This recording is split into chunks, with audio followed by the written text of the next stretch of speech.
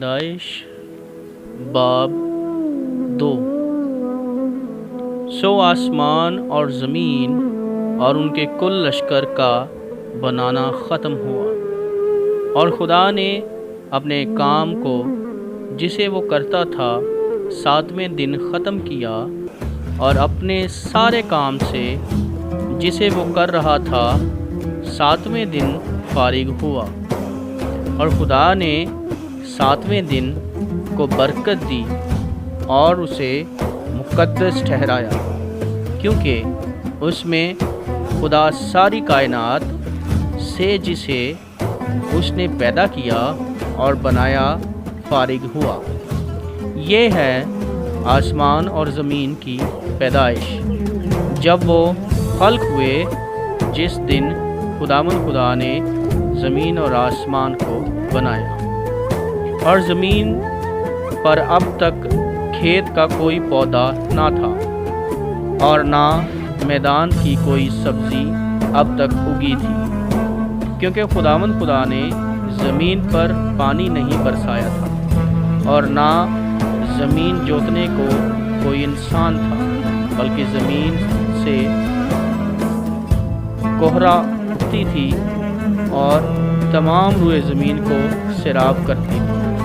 اور خدا نے زمین کی مٹی سے انسان کو بنایا اور اس کے نتنوں میں زندگی کا دم پھونکا، تو انسان جیتی جان ہوا۔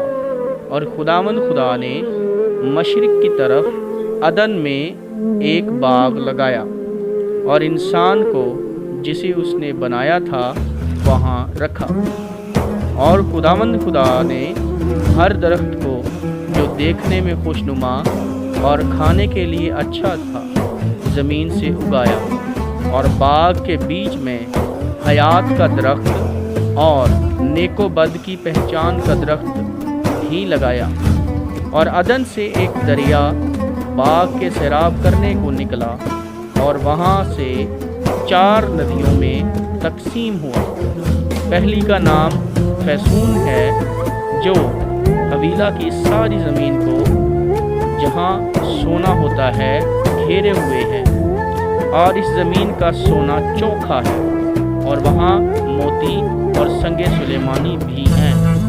اور دوسری ندی کا نام جیہون ہے، جو خوش کی ساری زمین کو گھیرے ہوئے ہے۔ اور تیسری ندی کا نام دجلہ ہے، جو اشور کے مشرق کو جاتی ہے۔ اور چوتھی ندی کا نام فرات ہے۔ اور خدا نے آدم کو لے کر باغ عدن میں رکھا کہ اس کی باغبانی اور نگہبانی کرے۔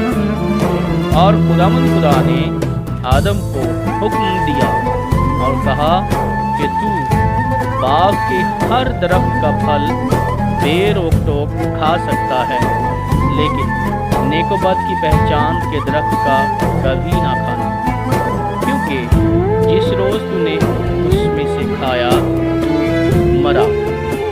اور خدا نے کہا کہ آدم کا اکیلا رہنا اچھا نہیں، میں اس کے لیے ایک مددگار اس کی مانند بناؤں گا۔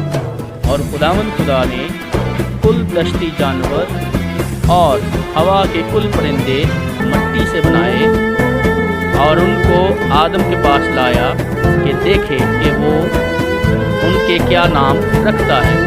اور آدم نے جس جانور کو جو کہا وہی اس کا نام ٹھہرا۔ اور آدم نے کل چوپایوں اور ہوا کے پرندوں اور کل دشتی جانوروں کے نام رکھے، پر آدم کے لیے کوئی مددگار اس کی مانند نہ ملا۔ اور خدا نے آدم پر گہری نیند بھیجی، اور وہ سو گیا۔ اور اس نے اس کی پسلیوں میں سے ایک کو نکال لیا اور اس کی جگہ گوشت بھر دیا۔ اور خدا اس پسلی سے جو اس نے آدم میں سے نکالی تھی ایک عورت بنا کر اسے آدم کے پاس لایا۔ اور آدم نے کہا کہ یہ تو اب میری ہڈیوں میں سے ہڈی اور میرے گوشت میں سے گوشت ہے، اس لیے وہ ناری کہلائے گی، کیونکہ وہ نر سے نکالی گئی۔ اس واسطے مرد اپنے ماں باپ کو چھوڑے گا اور اپنی بیوی سے ملا رہے گا اور وہ ایک تن ہوں گے۔ اور آدم اور اس کی بیوی دونوں ننگے تھے اور شرماتے نہ تھے۔ خدا کے پاک کلام کے پڑھے، سنے اور قبول کیے جانے پر خداوند کی برکت ہو، آمین۔